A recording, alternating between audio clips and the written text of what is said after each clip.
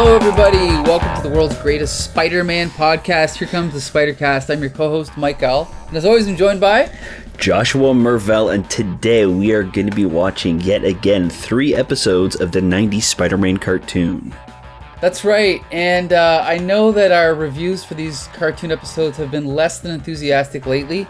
Do you think the actual quality is dropping, or is it just that we're getting tired of the show in general, or what do you think? No, I definitely think it's the quality of the show. The ideas that they've got for it, I think, are pretty fun and really big. There are these like huge cinematic masterpieces on paper, but unfortunately, with the low budget, the constraints with animation, it just doesn't work. They're not great. It's definitely much better when it's a small story about Spider-Man and his friends and foes, and we're kind of like keeping it a little bit small. This first episode we're going to talk about isn't too bad, I guess. Mm-hmm. But then the last 2 we're going to talk about just kind of go off the rails. So, do you want to just like jump right into? Yeah. Okay. So the first one we're going to be talking about is season 5, episode 8, The Return of Hydro Man Part 2. We got to squish, we got to squish as many words as possible into the title. Okay, so kind of recapping what's been going on in the show so far. MJ for a while went missing, and then she reappeared again. Her and Peter kind of like got back together. They got engaged. They got married.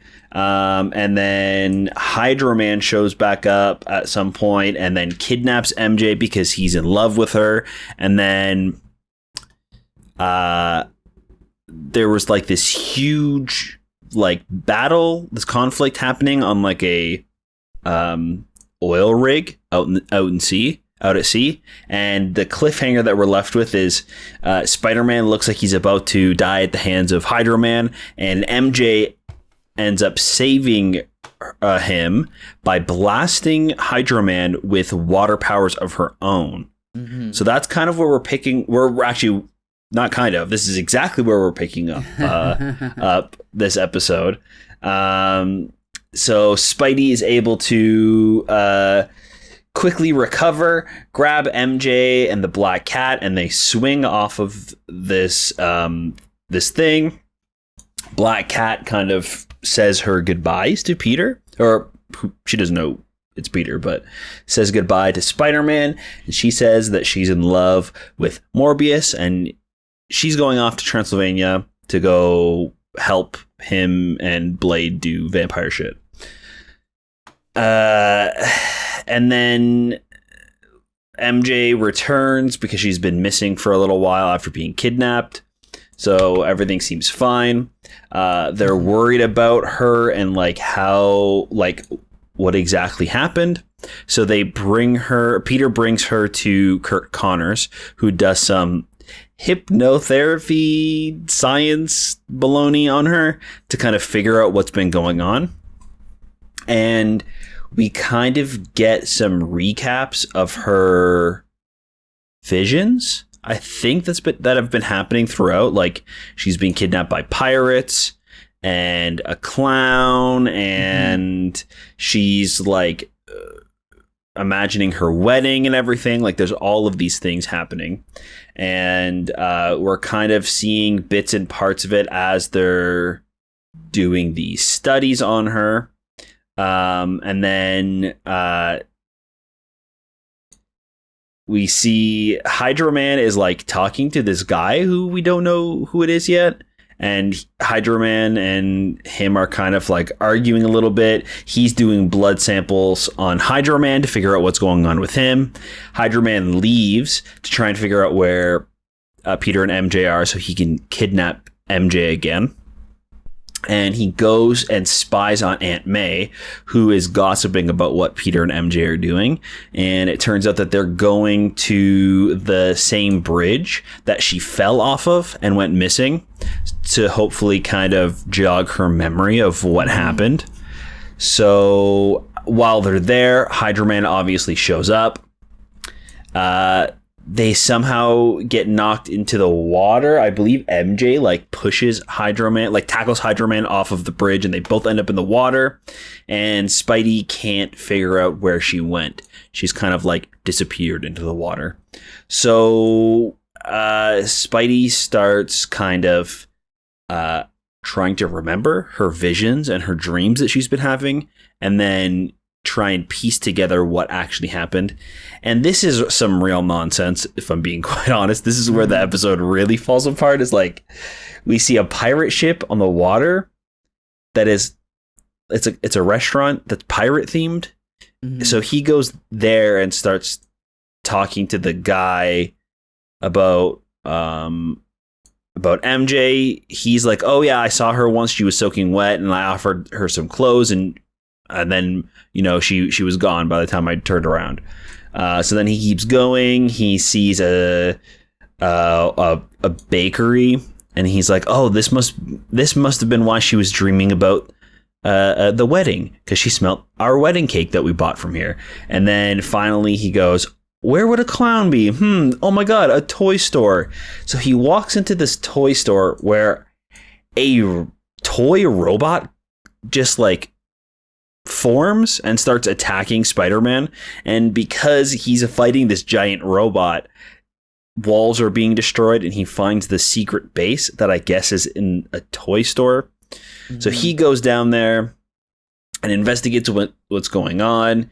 He sees Hydro Man and MJ are down there, and MJ turns into like her water form and is battling Hydro Man, and for some reason MJ is blasting him, and he's not able to kind of reform into his like humanoid body. He's having a hard time keeping form. So it turns out that the scientist that has been helping him is actually Miles Warren, who we know from the comics as the Jackal, or the man who cloned Gwen Stacy. Mm-hmm. And we find out that he has been obsessed with cloning, and he heard on the news from the Daily Bugle that Hydro Man was able to kind of create forms from nothing. So he decided to go somewhere where Hydro Man recently was and take a sample of his body, I guess, like the fluid, the water that was left behind, and he was able to use that to replicate that and clone people that are made out of water. So make clones made out of water, you mean, right? Not clone people that are already made out of water. Yeah, right. Yes, sorry. Okay. You have to be specific, right? So he brings back Hydro Man, who has since died. And Hydro Man says, "I'll continue to work with you as long as you bring back MJ as well." So both MJ and Hydro Man are clones of the original Hydro Man and MJ. I'm not sure how they got the DNA of MJ. They kind of just brushed past that, really. But they were able to do that, and it turns out that it's extremely unstable, and that's why Hydro Man isn't able to go back to his original form. And it's like rapidly happening, and the same thing is happening to MJ. So I mean, everything kind of just falls apart, and Hydro Man is destroying this underwater base that is also inside of a toy store. As he's like dying, and MJ rapidly starts like deteriorating as well. So it pretty much, the lab explodes, and Peter's able to get away at the end, and Hydro Man and MJ are no longer around. And then we do get a little bit of a stinger for next episode where Madam Web shows up and takes Spider-Man away. So then we know Secret Wars is coming, because Madam Web was in every issue of Secret Wars. Anyway, okay, so first of all, there's a lot of ideas here. And I don't know why they chose to combine them in this particular way, you know? Yeah, it's strange. Like, it's surprising. It's surprising that they did MJ's clone this way, but anyway, what were you going to say? Yeah, it's kind of interesting. They took Gwen Stacy's story and gave it to MJ, both now and like earlier on when she died on the bridge. So instead of killing Gwen, they kind of got rid of MJ for a little while, and then when they brought Gwen back, it's still Miles Warren, but he's now bringing MJ back through Hydro Man powers.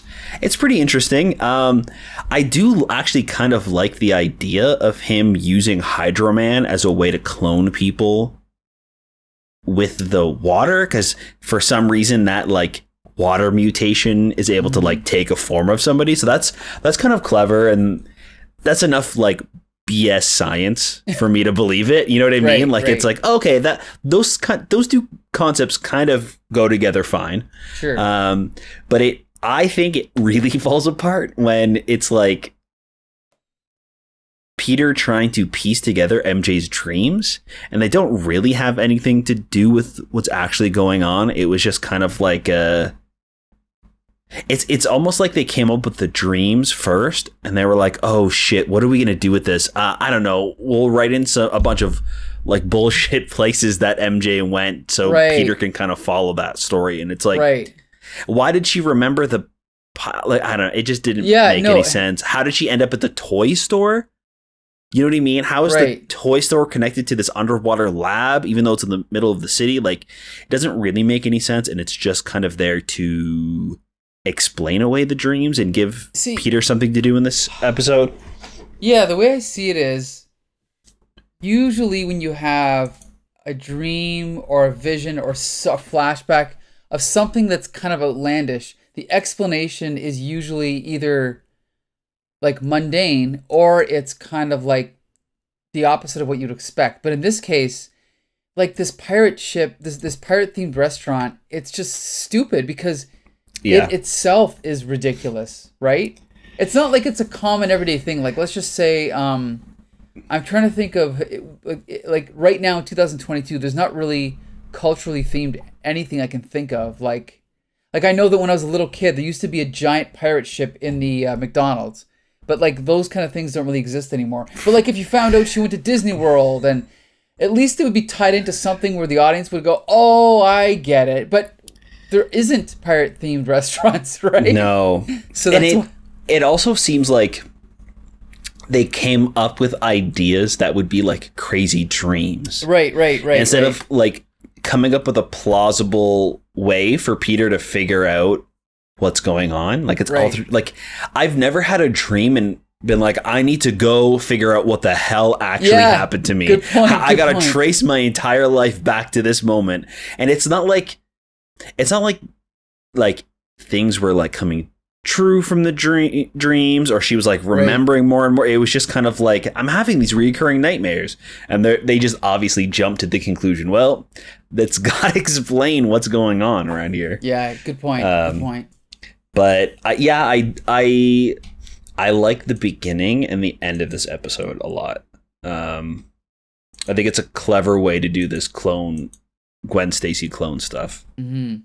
So here's the thing. I've watched every episode of the show so far, but my memory is a little foggy.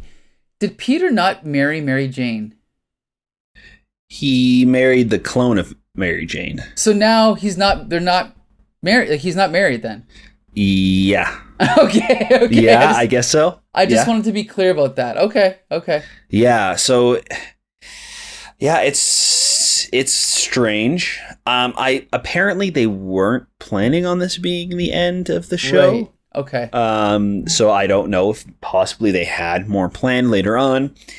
I can't remember the finale, so maybe MJ comes back. I know that they kind of hinted at it with Madam Web at the end of this episode, that like this whole Secret Wars thing is the key to bringing her back somehow. Because you also have to remember too, we know that Green Goblin isn't dead. He's in another dimension, whispering to Harry Osborn, right? So we can assume that MJ is in the same place. Right. So I guess we'll see what's happening. Maybe when she comes back, she'll just be like, yeah, okay, we can pretend that we got married and the marriage certificate is still there. I'm still MJ. Sure. So yeah, I'm not exactly sure, but yeah, it's a really clever way to do it. I think what's really great about it is that they didn't try to make Miles Warren this like shoehorned in love interest that's obsessed with MJ. They took a character that's already been established to be in love with MJ, which is Hydro Man, and then like kind of bring him into this story. And I think they did it in a pretty clever and interesting way. Because we haven't had this time to establish that this cloning guy is obsessed with her like we got in the comics with Gwen. Not that we really got that much backstory for that, but yeah, I thought this one was pretty fine, especially compared to a lot of the other episodes that we've been watching in the season that have been kind of like not so great. Well, I guess it gets extra points for not having the Kingpin. Right? Right. Not having that whole base on top of that building and everything like that seems to be in every single episode. So I'll give it points for that. But overall, it turns out that he's hired Miles Warren to create a clone army for him or something. Right. Yeah. So this episode wasn't great, but it was okay. But the same cannot be said for the ones that are about to follow. So, oh boy. Yeah. So you're going to tackle the next episode? Yeah, I'll tackle part 1. Okay. Although I probably will need help. Okay. So we're going to review Spider-Man Season 5, Episode 9, Secret Wars. Oh, wait just a minute. It says loading here. Part 1, Arrival. Okay? So for those that don't know, Secret Wars was a huge selling comic in 1985-ish, 84, 85. It was apparently the best-selling comic since the 60s, so it was a huge seller. However, it was critically panned. Panned. We reviewed it in our show, and Becca hated it so much. She said that if she ever, I can't remember how she worded it, but she hated it. She hates Jim Shooter. She hates the Beyonder. Yeah, she hates the Beyonder. We all hate the Beyonder.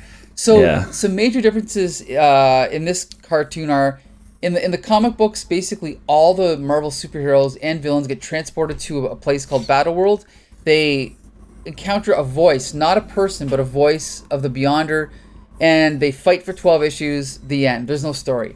In this version, it's Madam Web that's working with the Beyonder, and then we find out that her and the Beyonder are kind of both mystical science fiction. She's like working for him or something like that, and it's not clear in these two episodes what their deal is and why they're working together and what the actual plan is here. But this whole time we've had Madam Web kind of building up Spider-Man, that this huge thing's about to happen. You're going to save the world. You have to be a true hero so you can save humanity. And it's like just some like rich snobby god who's like trying to have some fun, I guess. Like it's strange. I think if you just had it as the Beyonder, it would be fine, because I can like it's fine. I can buy the like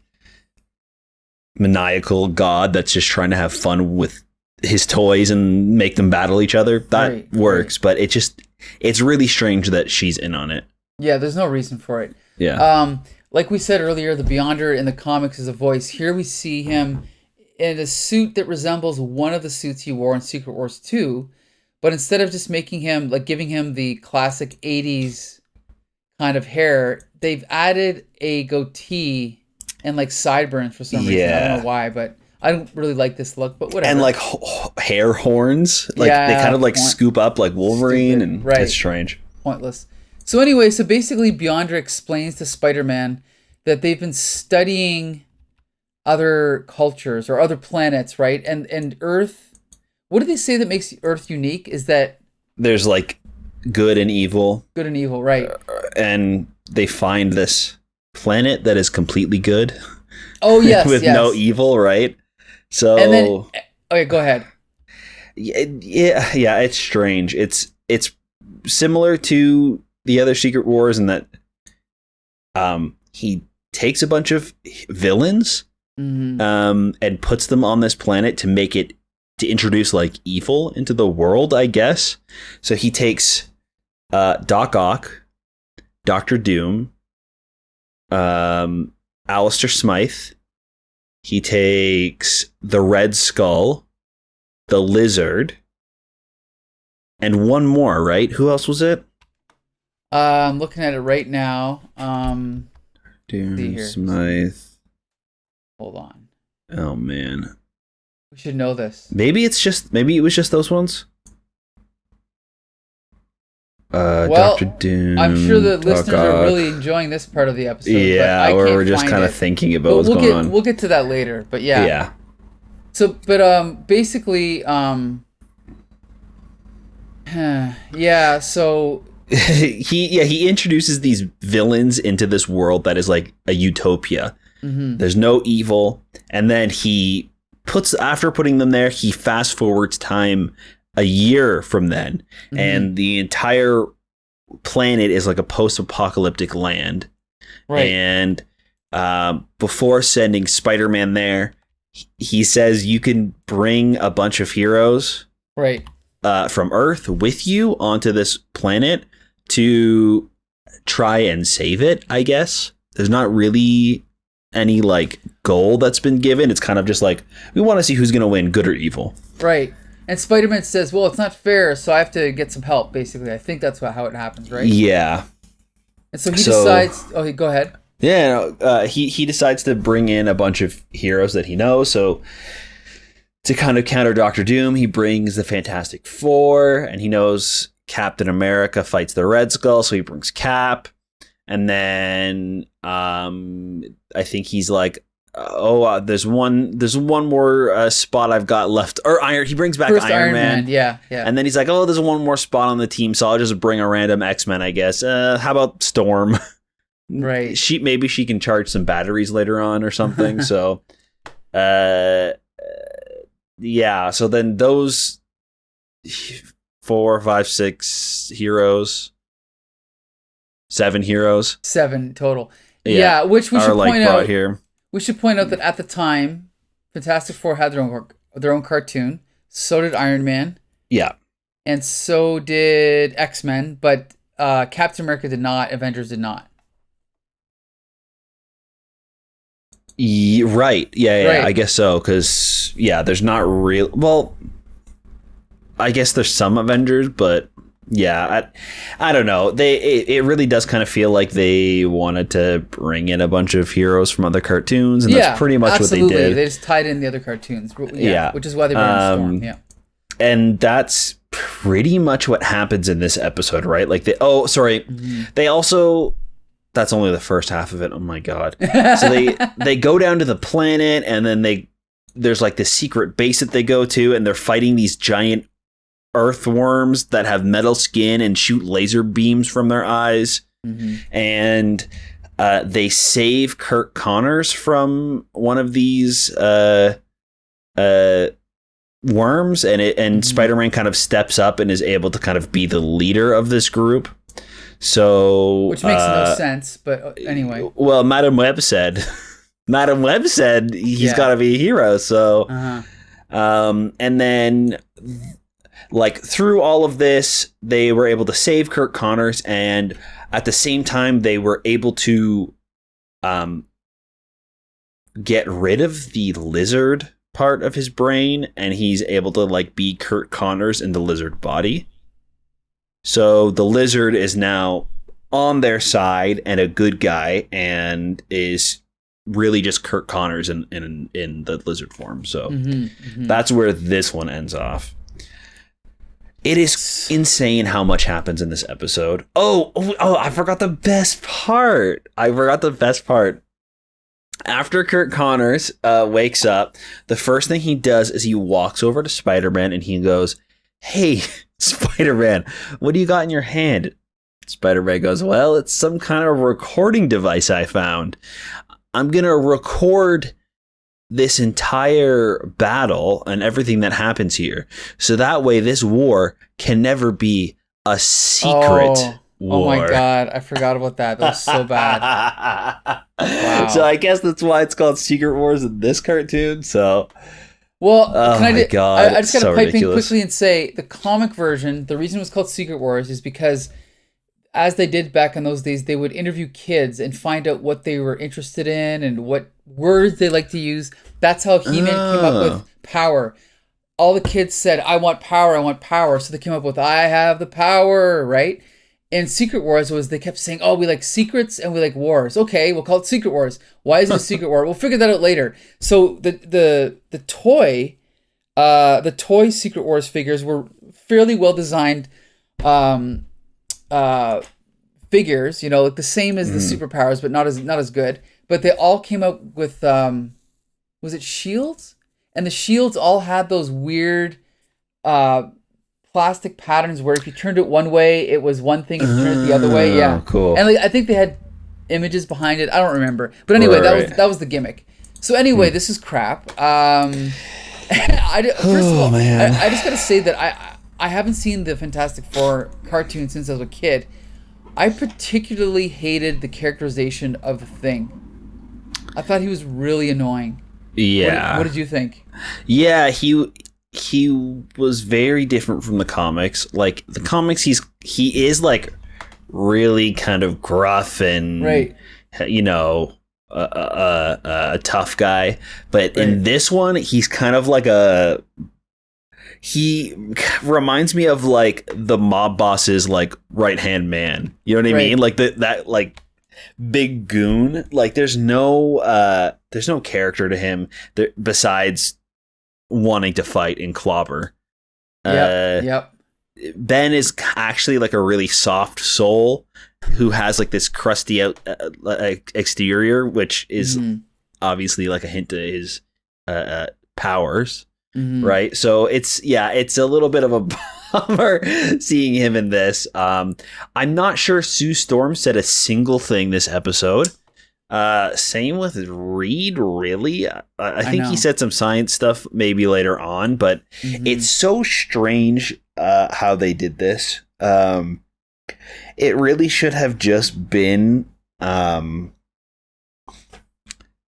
it should have been the Beyonder taking all of these heroes and villains and throwing them on the planet or whatever it was. Exactly. And then Madam Web is being like, see, I told you that this was going to happen in the future. And all of these heroes are at wits with each other and they're fighting, but they need to band together to face the bad guys. So this is what Madam Web has been talking about. You need to step up and be the hero and the leader that this team needs, Spider-Man. And then that's what happens. But no, it's this weird thing where it's like a character selection screen where Spider-Man is talking to like a computer, asking him to like pick out different heroes. And he's like, the computer just somehow has pictures saved of all the heroes, and then even he's like, maybe an X-Men, and then all of the X-Men characters are just kind of like flashing on the screen, like, which one do you want to choose? It's goofy, but the other thing too is if they wanted to tie in, like, they only used one X-Men character, okay, that's fine, but if they wanted to tie in FF but not give everyone lines, why not just have the Thing and Johnny Storm maybe? And then bring in someone else, like, I think the Silver Surfer had his own cartoon. Yeah. Right? I think he did. Throw him in there. And then throw in a wild card, like, throw in someone we've never seen before, like Thor or anybody. Right? Somebody, yeah, for sure. And it would also make sense that Reed wasn't there, because then they would need Kurt Connors to do all of the smart stuff, because he's the scientist of the group. Right. So when he turns, it makes sense. But, like, Kurt Connor's character is pretty, well, I guess you could argue that Mr. Fantastic's character is pretty moot in this. Like, it doesn't make any sense for him to even be there, because he doesn't really do any of the sciencey stuff. Right. It's really kind of just Kurt and Iron Man. Tony Stark does some science stuff too. Well, we've also mentioned this before, but I'm not a fan of the Iron Man's voice. Even though I'm a huge fan of Robert Hayes from the Airplane movies, I don't think he's appropriate as Iron Man at all. I'm just looking through the other, like, David Hayter as Captain America, totally inappropriate if you ask me. I don't know. I'm just going through the voices here. I didn't really like any of them. Yeah, I mean, I think Thing's voice was good. I love Kurt Connor's voice. Okay. I think that it has, like, it's not a British voice, but it has this kind of like distinguished British actor feel Sure. to it, and I Yeah. love seeing it on like coming out of the lizard's mouth. We've seen Right. it before when he's Kurt Connors, but I don't know, for some reason it fits so well with the lizard. I really like that. I do agree. Yeah, it was nice. That, yeah, and by the way, I'm pretty sure in the Secret Wars comic, I think the lizard did the same thing. I'm pretty sure I could be wrong. Yeah, I'm kind of thinking about that too, where Yeah. I think even the Beyonder thought he was a bad guy at the time and put him with the bad guys, right? Or something like that. I think so. Yeah. It's been a while since we read that. I've tried Yep. to block out as much Forget as I it. could. Yeah, exactly. So yeah, do you want to just jump to the next one because then we can talk about them both? Yeah, we can kind of just Okay. Hold on just one second. I'm No gonna problem. pull this one up. Okay, right. So And I'll say one more thing. I originally, when we started to review this cartoon, we did the first episode, and then the second time we reviewed the cartoon, I was going to jump to this. But then I decided, you know what? How about instead we review every single episode of the show first? And that's what we did. So, yeah, we pretty much did. Yeah. We definitely skipped some episodes, but we ended up watching them on our own anyway. So Yeah. it all evens out. So yeah, oh man, this one is rough. So bear with me on the recap of this one. All But this episode actually starts off with Morbius and Blade running through a castle, and they're fighting this vampire who's Blade's mother, I believe. And it looks like Blade and Morbius are about to be defeated when Felicia Hardy, Black Cat, shows up and saves them. And as they're kind of like making their escape and Blade and Morbius are free and fighting back, Felicia ends up feeling strange, and then she just vanishes into thin air. And it turns out that the scientists on, I guess we'll call it Battle World, have figured out a way to bring people from Earth to Battle World to help them out. And they chose only one person to bring, and it's Felicia Hardy's Black Cat. Makes perfect sense. Yep. Yeah, nobody else was invited. Not, Professor Xavier, maybe, or Wolverine, or no, it's Black Cat, Spider-Man's ex-girlfriend. Ridiculous. It's so stupid. And so there's this plan that's going on where the inhabitants of this planet have kind of formed a rebellion, and they plan on charging Doctor Doom's lair. Sorry, not Doctor Doom. The Fantastic Four have gone off by themselves and are fighting Doctor Doom. So they're not really in this episode a whole lot. But so there's a rebellion is going on, and they're going to fight the Red Skull. That's who it is. The Red Skull and Alistair Smythe are working together, and they're going to go charge that base and take back their planet. And our heroes are teaming up with this group, and the rebellion is kind of like in a hurry because it's been a year, and they're finally strong enough that they think that they can take these guys. So they want to get this fight going as quickly as possible. But the heroes have their own plan where they're going to infiltrate it from the back way to take them by surprise and like take down the base. And I'm not really sure why they had to like go through the desert and like through this like long path just to get to the back of the building when the other guys are at the front and they didn't have any problem at all getting there. But I don't know. Iron Man's suit doesn't work properly because he's running out of juice. Spider-Man thinks that Black Cat and Captain America are falling in love because they're they both have the super soldier serum, and we get like another recap of what's going on with her and her backstory. We see that Dr. Octopus is hired by the Red Skull to finish building these giant Skull Slayer robots.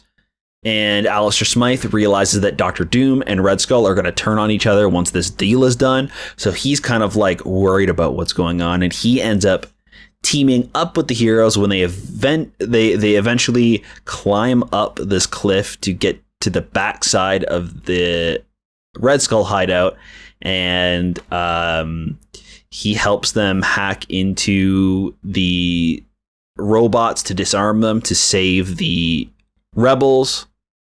And that's it, right? Oh, also Felicia Hardy wants revenge for the Red Skull because he killed her father. So she goes off, and then the heroes have to run after her and save her. And then Spidey and Felicia kiss, which is going to be awkward when MJ comes back in 2 episodes. And then we see Morbius and Blade at the end are back on Earth, and they're like, what happened to Felicia? And Morbius is like, she's fine. We have this connection. I know she's going to be okay, I guess. So they don't even really care that she's gone. Yeah, this one was such a mess. There are so many things that I think are really interesting about this episode. Like, I like the alien group having this rebellion and the heroes having to like work with them, and the like politics behind that is super fun. But then they just go on this desert adventure for half of the episode where they're walking, and it doesn't really make any sense why they're doing that, instead of like coming up with an actual plan to take on the base.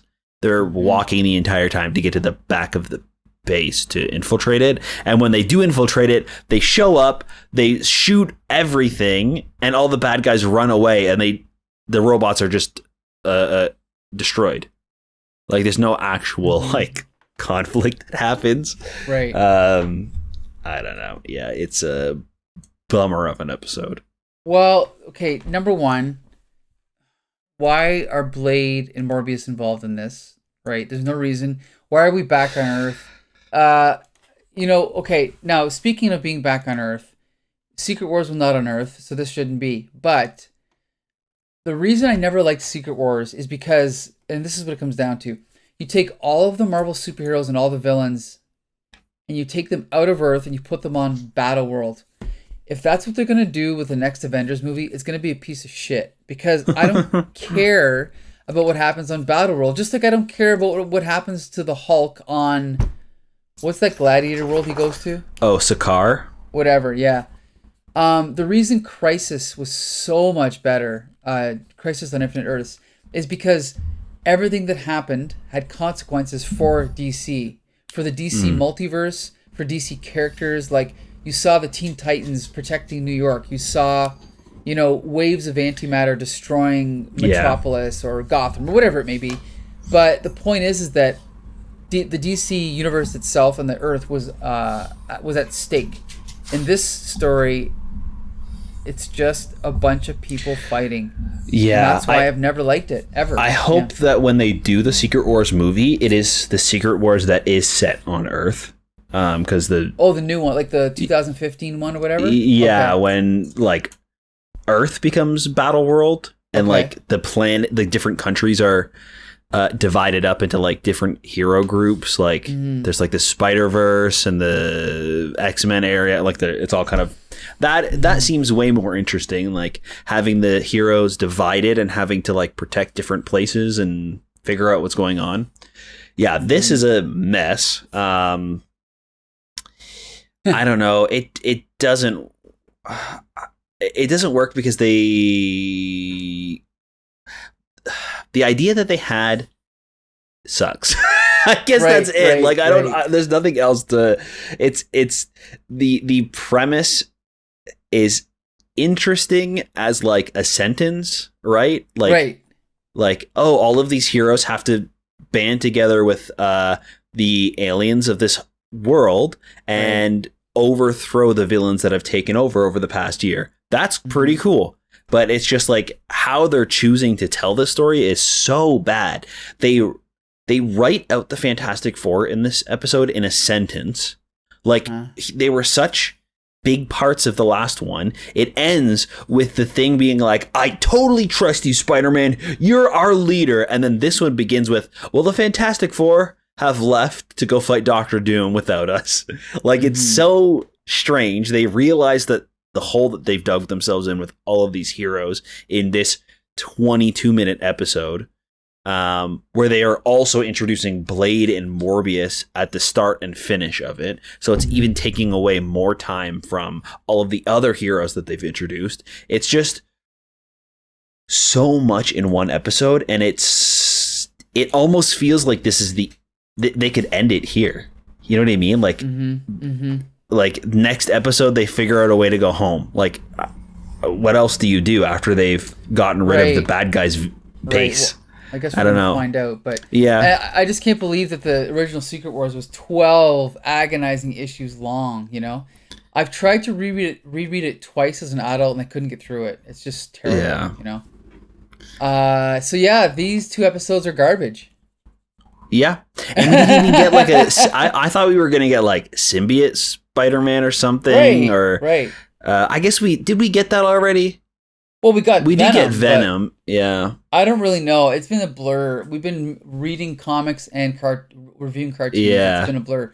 But this episode wasn't good. They just did it. I mean, as bad as Secret Wars is, they did it all wrong. Like, at least stick to the premise to some extent. Yeah.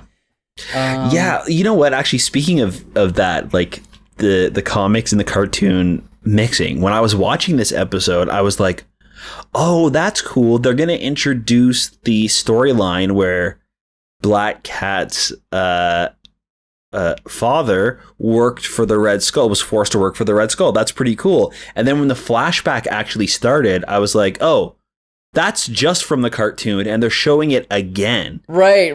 Which is also crazy that they spent so much time with the flashback of Felicia's father, who is tied to the Red Skull, who doesn't really even have much screen time in this episode. Like, it's crazy that all of that time is spent either flashing back, or we're with Blade and Morbius, or we're walking in a desert. Right. Yeah, it's a pretty poor allocation of time in this one. Yeah, so yeah, just as I kind of suspected, the Secret Wars adaptation is pretty terrible. There's still one more episode of Secret Wars to review, and there's 2 more episodes of the cartoon review, then we are done with the Spider-Man animated series from the 90s. So, yeah, that's coming up in a couple weeks. But next week, we are going to be reviewing Spider-Man 325, which is concluding the assassination plot. Web of Spider-Man number 57 features part 2 of Sucked In by Skinhead. And Spectacular Spider-Man 57 features, I'm going from memory here, features, I think it's the Puma? I don't remember. But anyway. Oh, yeah, Puma's back. Puma's back. Yeah. So be sure to join us for that one. And I hope G.I. Jolie and Becca will be back next week. And Josh, I hope so. You can take it from here. Yeah, thank you guys so much for listening to the podcast. It really helps when you leave us reviews or comments over on our YouTube channel, or you can find us at thecomicbooksyndicate.com. All of our podcasts and videos and stuff are there. You can also find our podcast anywhere else you can find podcasts. So Spotify, YouTube, Stitcher, Apple Podcasts. Did I say it already? Anywhere you can find podcasts. Not Twitter anymore, I guess. So yeah, let's keep in touch, and let's keep that comics conversation going. That's right. So until next Monday, Spider Friends, go for it!